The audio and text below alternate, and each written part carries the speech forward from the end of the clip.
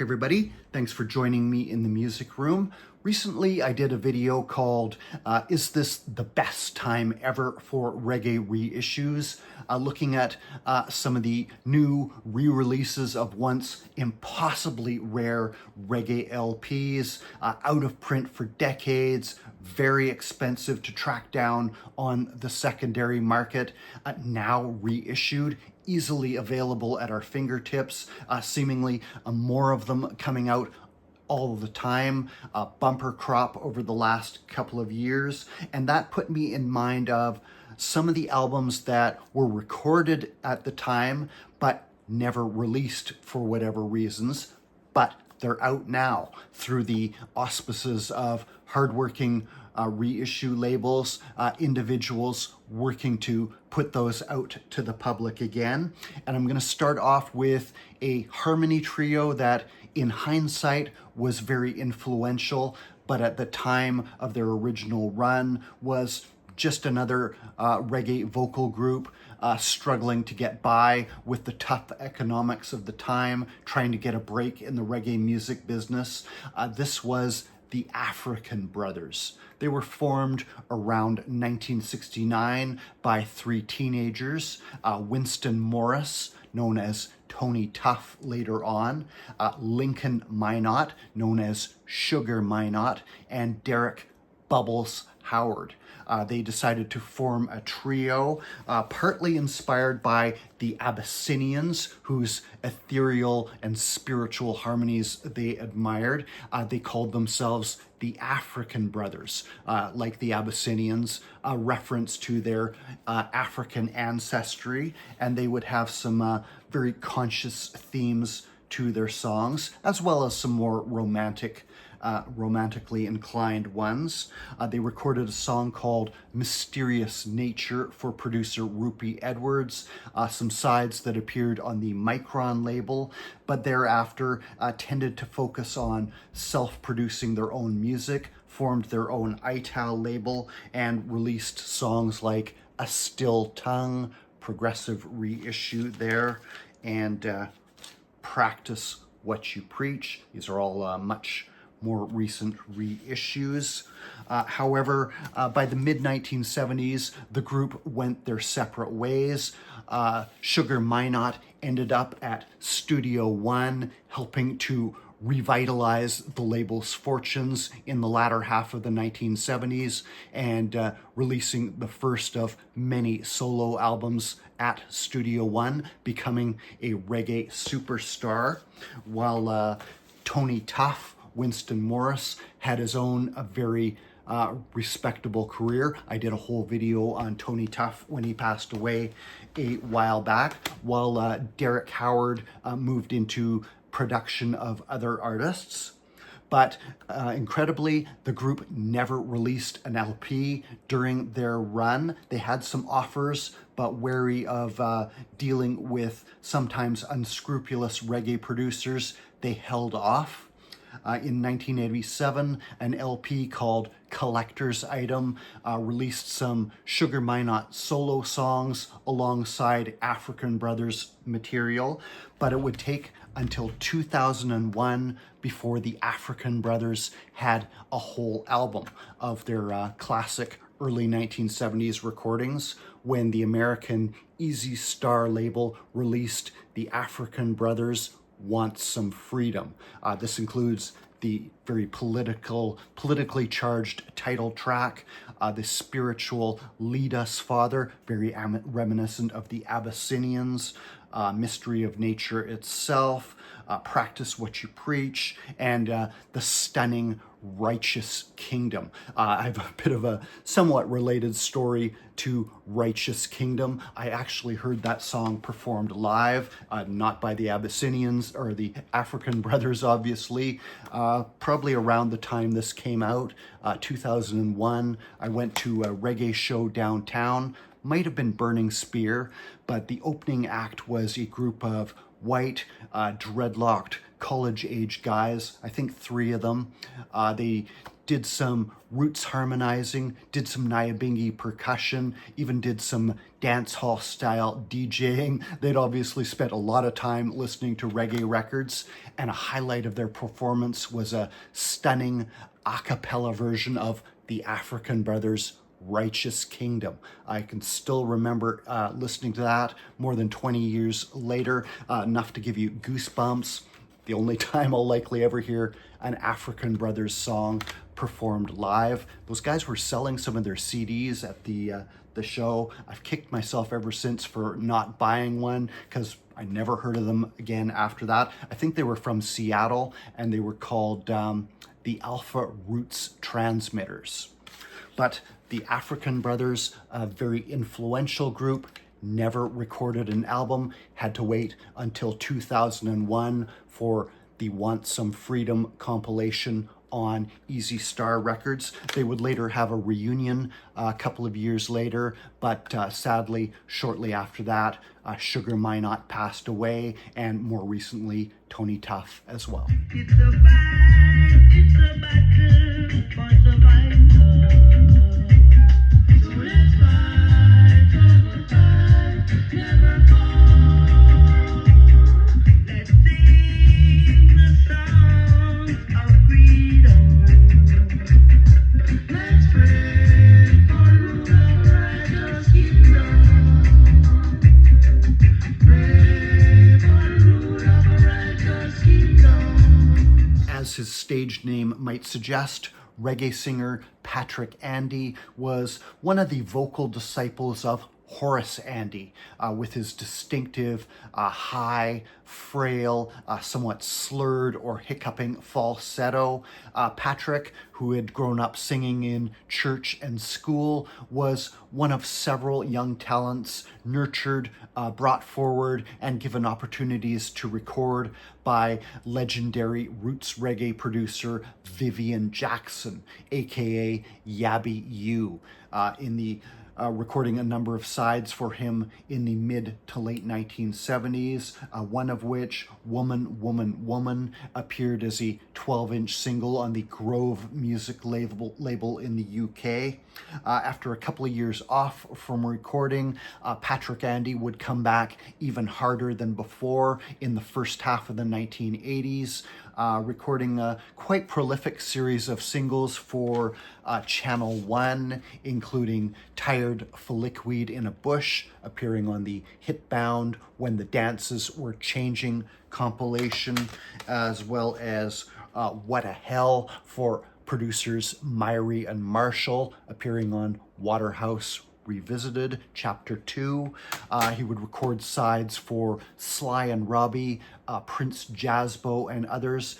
But other than some split LPs that he shared one side with another artist, never had a full album to his name for whatever reason.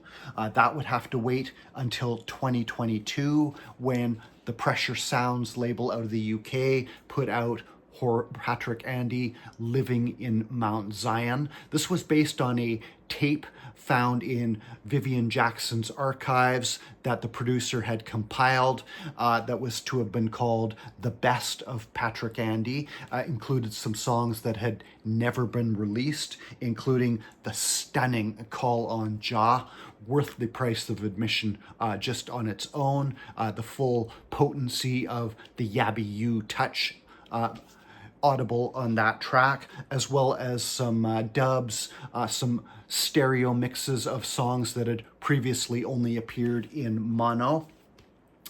Sadly, Patrick Andy himself did not live to see this come out, passed away early in 2022, shortly before this was released by the Pressure Sounds label. A stunning testament to one of the many somewhat overlooked talents that were around at the time, that were given a push forward by the great Vivian Jackson.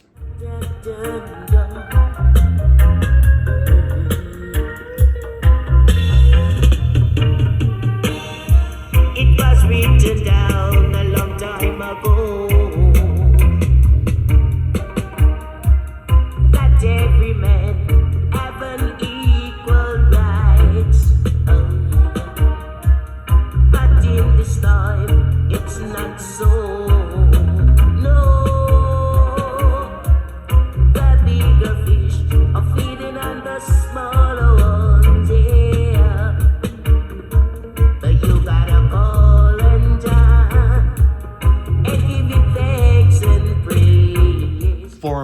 London in 1977, the Lovers Rock label gave a newly minted name to an emerging style of reggae that had been bubbling in the urban centers of Britain, performed by Black Britons of Jamaican extraction and merging the heavy rhythms of reggae with a sweeter vocal style, lyrics more concerned with romance, matters of the heart, and often performed by young female artists who often were somewhat marginalized in the mainstream of reggae to this point, did not really have a platform to express their own unique point of view, their hopes, their aspirations. Lovers Rock gave them that voice. And that debut single, I'm in Love with the Dreadlocks, the first release on Lovers Rock, was somewhat of an answer record to Junior Biles' Curly Locks, a huge hit in England, but it neatly flipped the perspective of the romantic situation described in the song to express the female point of view, and that was kind of what Lovers Rock was all about. It was performed by a trio called Brown Sugar, comprised of Pauline Catlin, Karen Wheeler, and Carol Sims, who would go on to record a series of sides for the Lovers Rock label, often merging a sense of Black consciousness, a sense of ownership of the music. One of their songs is even called Our Reggae Music, with that more romantic, soft and sweeter side that typified Lovers Rock, kind of Black Pride, another one of their further sides, showing the more conscious or roots side of their material. This is a reissue 12-inch by Soul Jazz Records with a replica of the famous Lovers Rock single label rather. However, Brown Sugar never recorded an LP. It would take until 2018 for Soul Jazz Records to put out the double LP compilation I'm in Love with the Dreadlocks, Brown Sugar, and the Birth of Lovers Rock, 1977 to 1980. Karen Wheeler, Carol Sims, Pauline Catlin right there with their story told in the liner notes.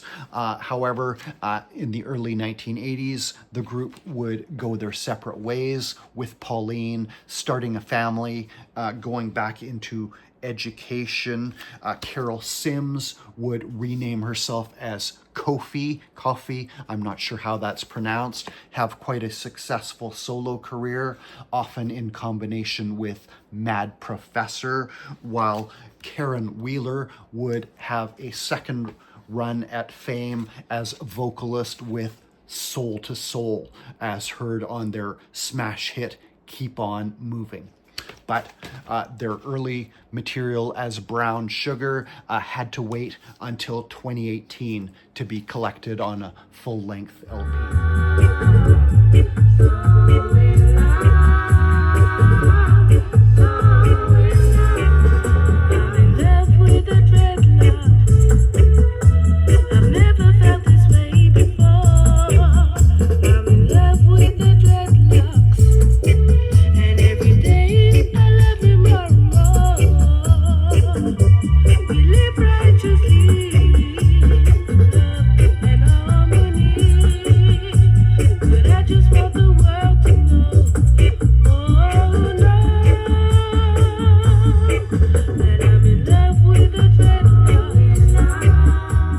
Hard Way now from Brooklyn, New York's DKR Records label. When DKR drops an LP, you better sit up and take notice. Often impossibly rare or unreleased stuff. First up, a group called Creole, aka Chine Africa, a group I first became aware of dimly through the Pressure Sounds compilation Well Charged, looking at the Channel 1 studio, released in 1997. These were the tense, paranoid, jittery, beware of your enemies credited to Creole, and the next song, the truly awesome Shaka the Great by an enigmatic group called the Overnight Players. Didn't know it at the time, but actually based upon original recording by Creole. Would take decades before the full story of Wayne Chin and his group Creole would be brought to light by DKR Records. Never released an LP, but they finally put out the 2 LP compilation Journey from Creation in the 2020s, collecting most of their early recordings. The group was formed by Wayne Chin, RJR radio personality, musician, later became a sound engineer, I believe, was originally named Chine Africa, reflecting Wayne Chin's mixed ethnic heritage, and he wanted the music to be a similar melting pot of styles with influences of rock, funk, and soul from America, built upon a reggae foundation. The group's first recording, Ja Creation, was done in the mid-1970s and was later was played in the UK by the sound man Ja Shaka, and later inspired Channel 1 to do an instrumental cover version called Shaka the Great, credited to the Overnight Players, but based upon Creole's Ja Creation. Creole would then record Beware of Your Enemies, which was again done over at Channel 1 by the Revolutionaries under the name Kunta Kinte, in reference to the main character of the Roots miniseries. The tune was then picked up in the UK, reportedly by producer, engineer Paul Groucho Smykel and Mad Professor, and reworked and reconfigured into the mythical Kunta Kinte dub plate version, which was one of the most notorious lethal musical weapons in the arsenal of soundman Ja Shaka, and even made it onto film in Steve McQueen's Small Axe miniseries in the episode Lovers Rock, where they film a house party. Someone drops the legendary Kunta Kinte track. But the original template done by Wayne Chin and Creole, who never received an LP at the time, but get their much belated dues through this comprehensive 2 LP collection from DKR Records. Next up, a very obscure group called the Invaders, who similarly recorded a series of singles in the early part of the 1970s, I believe, never got as far as an LP. They were the duo of Delroy Bongo Pat Ford and Lloyd Paddy Campbell, an unusual duo instead of the more typical trio format in Jamaican music. Recorded a series of sides, never got as far as an LP, and eventually went their separate ways. A very obscure group, although connected to many much more well-known figures in reggae music, including the Melodians, Ijam and Levi, Yabby U, and many others. Now, many of these sides have been pulled together again by DKR Records on the compilation Floating Around in the Sun, 1970 to 1974, collecting the early output of a very obscure group called the Invaders. Kind of notable for one song, which was actually a solo outing by Bongo Pat called Young Generation. That was done for Augustus Pablo, and the track would later resurface in dub form on perhaps the greatest dub LP of all time, my favorite track on the album, King Tubby's meets the Rockers Uptown, with the track Young Generation dub, with a horn refrain that bubbles just under for about a minute, building up tension, building it up, and then letting loose about a minute in. But the original vocal version, done by the Bongo Pat, stepping out solo from his group, the Invaders. Their story finally told at long last by DKR Records.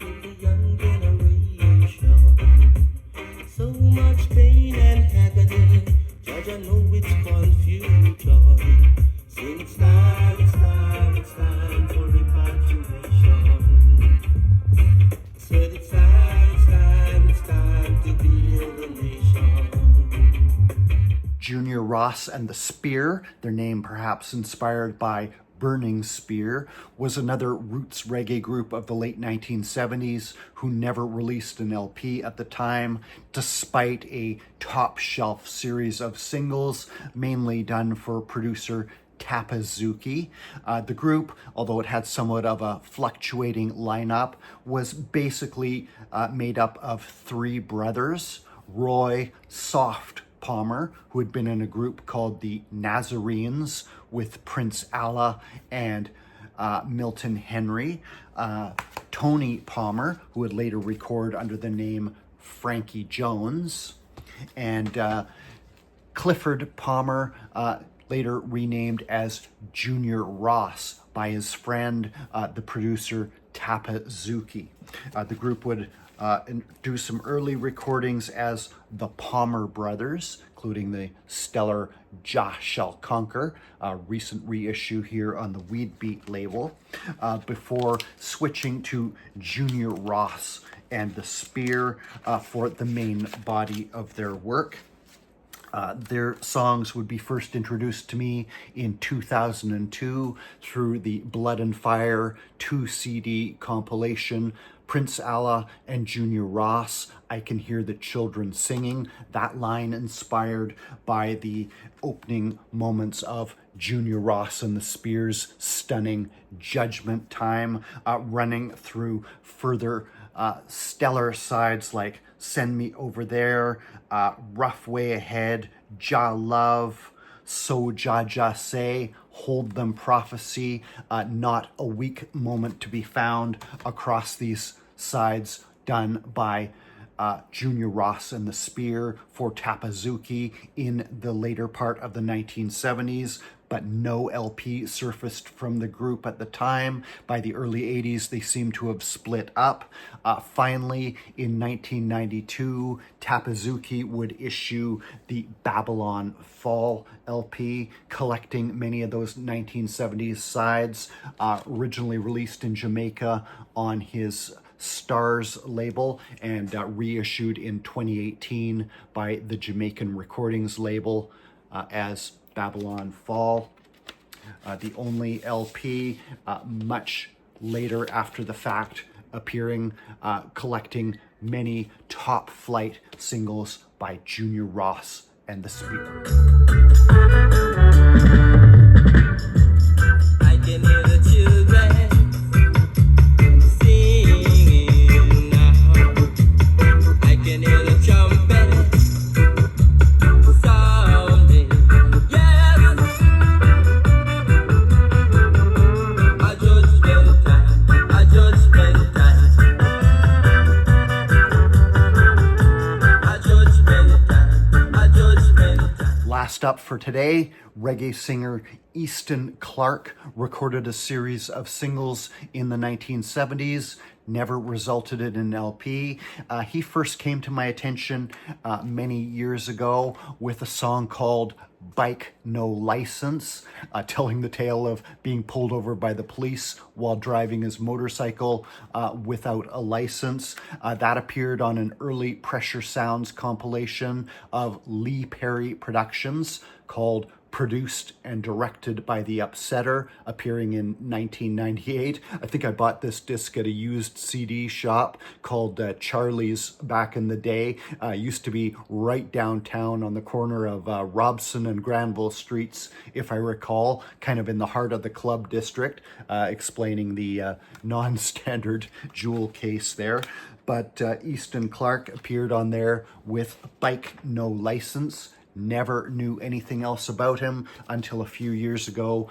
He put out this LP himself, Easton Clarke, Real Reggae Rockers, 1976 to 1977, collecting some of his further early singles, not including that Bike No License track, on his own Easton Clarke Music Works label. Nice to finally learn more about someone I only otherwise knew as a credit on a CD purchase from long ago.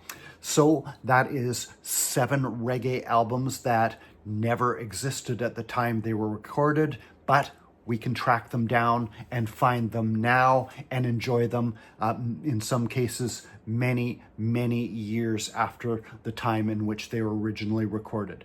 Thanks for watching, guys. Cheers and take care.